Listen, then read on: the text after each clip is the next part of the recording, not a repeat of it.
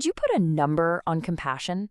I mean, really measure empathy with the same kind of math we use to measure, say, distance or time?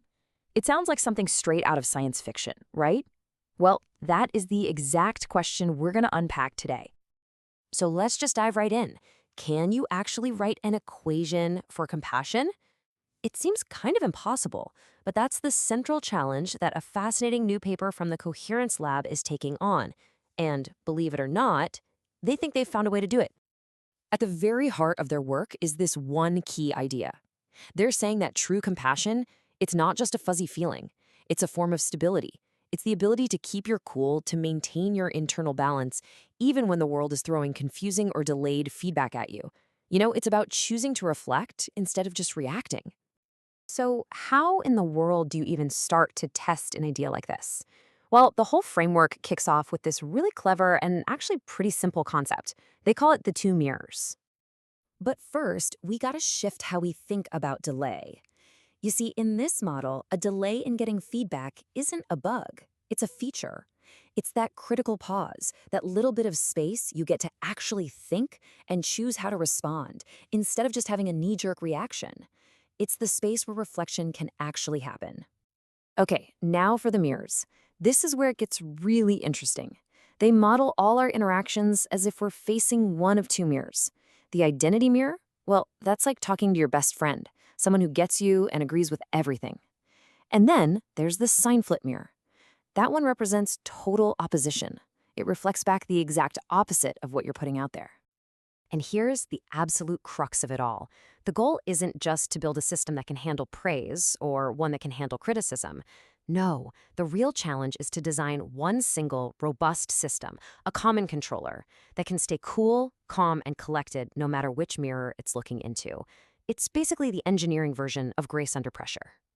So let's get into how this goes from being a really cool idea to something you can actually test. Because, a theory is great, but proving it works, that's a whole other ballgame. So the researchers ran this incredibly sophisticated simulation.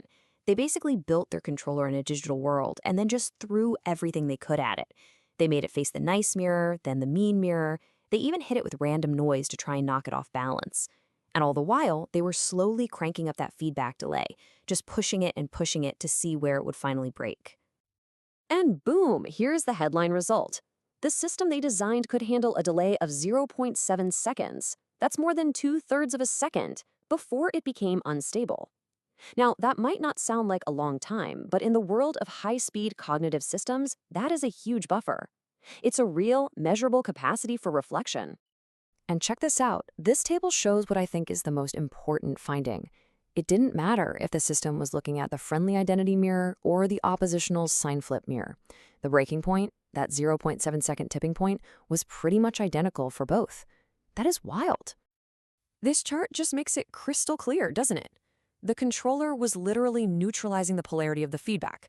It was treating agreement and opposition with the exact same stable composure.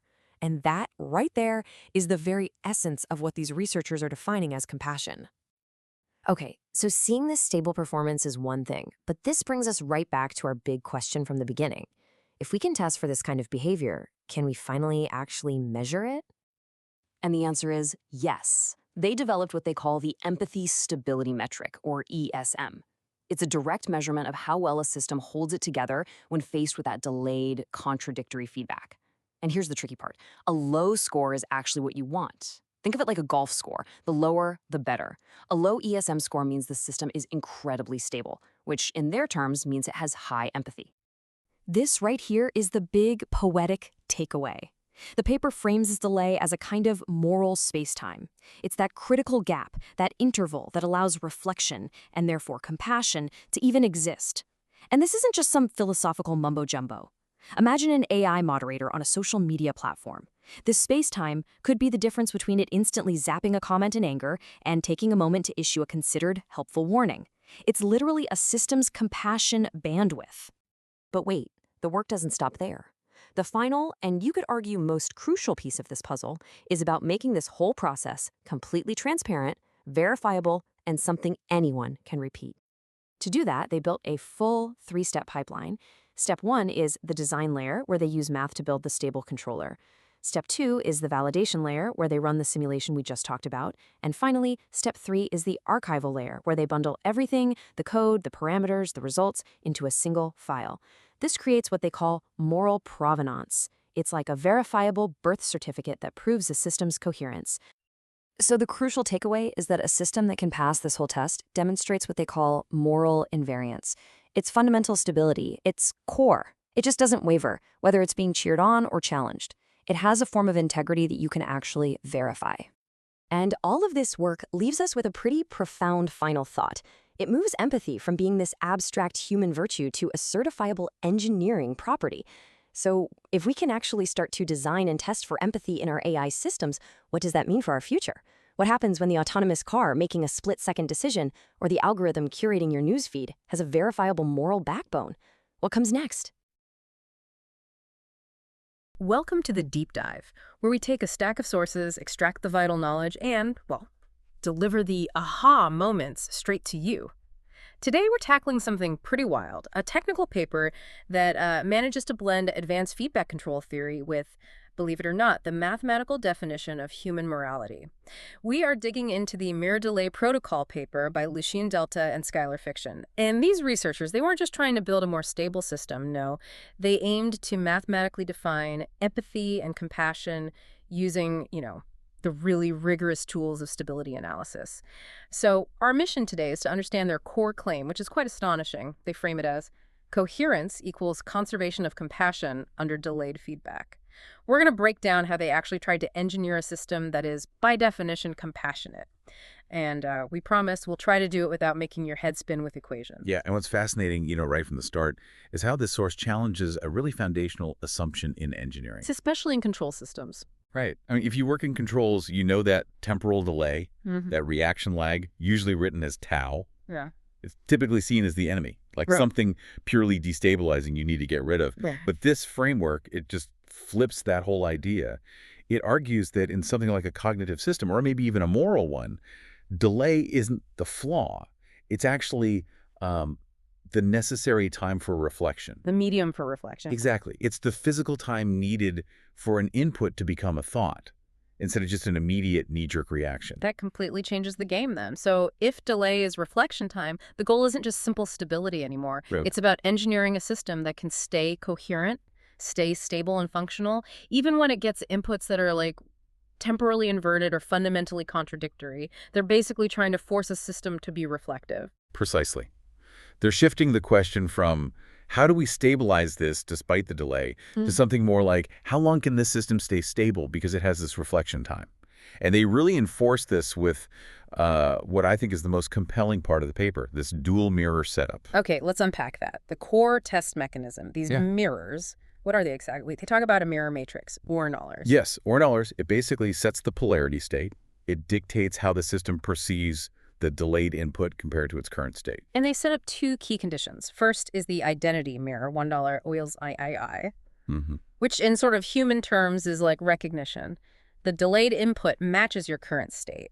Agreement, validation, maybe just confirming a fact. Yeah, that's the straightforward one. But then there's this second condition, which is much harder. The sign flip mirror, $1 is 1 SIRs. And that's opposition, contradiction. Exactly. The delayed input is the inverse of what the system currently believes or observes. If the system thinks X, the delayed input says not X, a direct challenge. Now, the central constraint, the real intellectual hurdle here, is that they demand one controller, a single optimized controller. Okay. And it has to guarantee stability for both states, recognition and opposition. And it has to do that across the longest possible delay time, tau. Exactly. That's the tough part. And this is where they bring in that philosophical idea. They call it moral invariance, which sounds big. What does it mean in this context? It's crucial. It means the controller settings, the games, k-ohms 10 and k-ohm 1, that dictate its reactions, they can't be tuned just for agreement or just for conflict. They have to be generalized. They have to prioritize long-term stability and function, no matter if the feedback validates the system or totally contradicts it. I get the mathematical rigor, but defining moral invariance just as handling agreement and disagreement equally, doesn't that feel a bit I don't know, stripped of the emotional part? Are they talking about why it's stable or just how long it stays stable? Well, that's kind of their point and why the math is so key here. They'd argue the intention is actually baked into that design constraint. How so? By forcing the optimization, this math problem they set up, to find controller gains that satisfy both contradictory demands at the same time. They're computationally ruling out a brittle reaction. Reaction optimized only for self-confirmation. The system has to adopt a more conservative, robust strategy, one that minimizes the risk of instability under any kind of delayed input, positive or negative. And that robustness, especially when it holds up under contradiction, that's what they're defining as the functional outcome of compassion. Okay, that clarifies it. The constraint is the intention, computationally speaking, which makes the tools they use to prove this stability even more important. You mentioned the challenge is designing these gains, k-dollars, k11, for the system dynamics, which depend on both the current state 6T2 and that delayed state 6T2. Right, and when you're dealing with these delay differential equations, or DDEs, you can't just simulate it and hope for the best. You need a strong mathematical guarantee that the system won't just fly apart. So how do they get that guarantee? They use a technique involving what's called a Wirtinger-based Lyapunov-Krasovsky functional. Let's call it VFSTT. Now that sounds like a mouthful. Definitely sounds like jargon. It is, but let's translate it. Think of this functional, first T, as measuring the system's current level of stress, or maybe its agitation. Yeah. How far it is from being calm or stable. Okay, like an energy level. Sort of, yeah. Yeah. And the goal of the mathematical analysis is to prove that the rate of change of that stress, Wirtinger, is always negative, always decreasing. So if the PANU is the stress metric, the proof just certifies the system is always calming down, even when it's processing contradictory stuff. That's the essence of it. The Lyapunov theory demands they find this condition, an LMI, or linear matrix inequality, written as tau prick dollar. Okay. This LMI is the certificate. It guarantees that the system's stress is decaying over time. Alpha, self X, alphas. Alpha, there is the rate of decay, how fast it's calming down. This proof holds up to some maximum certified delay limit. Tau, which brings us to maybe the most abstract leap here. Quantifying empathy. We're talking decay rates, LMIs. Yeah. How do they get from that to a number for empathy? They introduced this empathy stability metric, ESM. Yeah, the ESM. Defined as delta alpha over delta tau. So it's measuring how sensitive that decay rate alpha is to the length of the delay, tau. Exactly. How quickly does the system's stability, its ability to calm down, degrade as you give it more reflection time?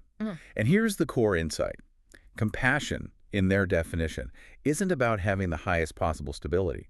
It's about minimizing the sensitivity of that stability to the reflection time.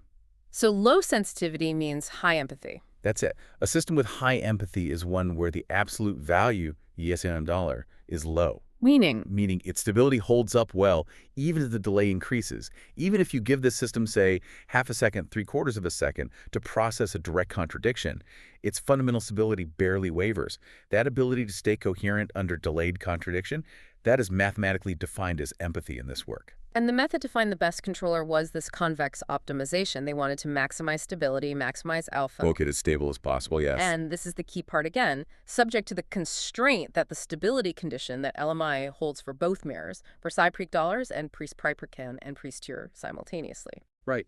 Back to that moral invariance point.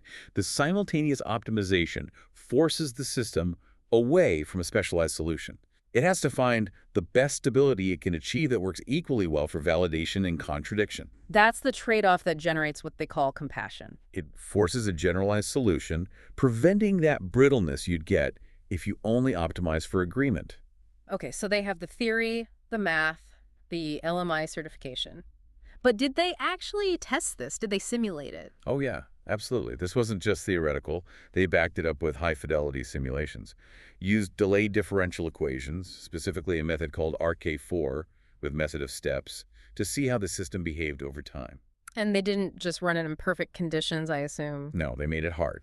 They threw in significant process noise like random disturbances and even hit it with a sudden jolt, an impulse disturbance at 5 seconds in the simulation, to mimic a real-world shock to the system. And what did the numbers show? They looked at the probability of staying stable. Tech stable. Yes, they defined the boundary as staying stable at least 50% of the time, and the results were remarkably consistent. For the recognition state, 1 remma equals I say, The maximum stable delay they found was 1 hour and 7 seconds, plus or minus about $0.0350. Okay, 0.7 seconds for agreement. What about the tough one? Opposition. That's the kicker. For 1 RO as I, the opposition state, the boundary was almost identical. It's 1 hour and 7 seconds, plus or minus 0.005 hours. Wow, so the stability limit was basically the same for agreement and contradiction. Exactly. That alignment is the proof of the invariance they aimed for. The single controller handled both mirror polarities and kept the system coherent up to 0.07 seconds of delay. And 0.7 seconds, that's not instant. You mentioned 150 milliseconds is sometimes seen as an impulse reaction threshold. Right, so this system remains stable and non-reactive well beyond that typical human impulse time frame, even when facing direct contradiction. So if it can stay stable for 0.7 seconds while processing, the exact opposite of its state, are they suggesting that this time frame, this specific 0.7 second window, could be like a minimum threshold for computational reflection before things go off the rails? That seems to be the implication, yes. They've put a number on the system's capacity to absorb contradictory input before it destabilizes or falls into a destructive loop. It defines a kind of boundary condition for robust processing. It takes reaction time out of just the physical realm and puts it into this, well, moral or conceptual space. Okay, but if you're making claims like that, quantifying morality with time delays, reproducibility becomes absolutely critical. How did they ensure someone else could verify this 0.7 second result? That's a really important point, and they addressed it directly with something they call the certification pipeline architecture. They basically said, look, if we're defining moral invariance with math, we absolutely need moral provenance for our data. No ambiguity. Okay, a pipeline architecture. What does that involve? It's a strict 3-layer process. Layer 1 is the design layer. That's where the LMI optimization happens, and it spits out the results, the certified controller gains, as a structured JSON file. So the controller design is captured. What's next? Layer 2 is validation. This runs those BDE simulations we talked about using the gains from layer 1. It outputs the stability plots you see in the paper, and crucially, the raw time series data as CSV files. Got it. Design, then validate. What's the third layer? Archival. Exactly. The archival layer ties it all together using a YAML metadata bundle. Think of it like a digital ledger for the experiment. It explicitly links the specific parameters they used, like the maximum delay they tested, TAUI, 0.8, or the simulation length, horizon, 15 to the exact controller gains from the JSON, and the simulation results from the CSVs. So it's a complete verifiable package for each run. Precisely. Every computational result becomes this verifiable record of coherence. It ensures the integrity and reproducibility of their claim. They're essentially archiving the proof of this mathematical compassion. Okay, let's try and pull this all together. We started way over in delay-dependent control theory, and somehow we've ended up talking about quantifiable compassion. The core argument seems to be that delay isn't just lag. It functions as, what did they call it, moral spacetime. Moral spacetime, yeah. The idea is it's that necessary interval, that gap, that allows for reflection. It lets a system process difference, process contradiction, without just defaulting to immediate reaction or collapse. So connecting that to the results, that certified delay margin, the TAC certified max, which came out around 0.7 seconds, that number actually measures the system's compassion bandwidth. That's how they frame it. It's the maximum time lag the system can handle while staying coherent, whether it's seeing agreement or total opposition. And then the low ESM value, the low sensitivity to delay, empirically confirms this. Yes, the low ESM and that consistent 0.7 second boundary provide the evidence that compassion defined their way as stability under delayed contradiction. Isn't some infinite ideal, it's a measurable, robust bandwidth. It gives us a parameter for something we usually think of as purely qualitative. That really is a fascinating synthesis. So to recap the core ideas, delay is reflection time. Empathy is coherence maintained even under delayed contradiction. And we have this figure, 0.7 seconds, as an empirically backed, computationally derived compassion bandwidth. And the whole thing ties rigorous math certification to simulation validation, all under the strict archival process. And they do point towards next steps. They talk about actually building this hardware realization in something called the living tile energy system. And even more intriguingly, integrating these kinds of metrics into, like, a system's core OS, a coherent shell, they call it. Real-time self-certifying empathy metrics. Yeah, imagine your OS having a built-in real-time measure of its own stability under reflection, which leads to maybe a final thought, something for you, the listener, to chew on. If future operating systems, or maybe AIs, are designed with this kind of real-time empathy metric based on temporal stability, how might we then think about defining and measuring human compassion bandwidth based on our own, inherent biological and cognitive delays? That is definitely an unsettling and fascinating question to end on. Food for thought indeed. Thank you for walking us through that complex landscape, and thank you for joining us for this deep dive. We'll see you next time.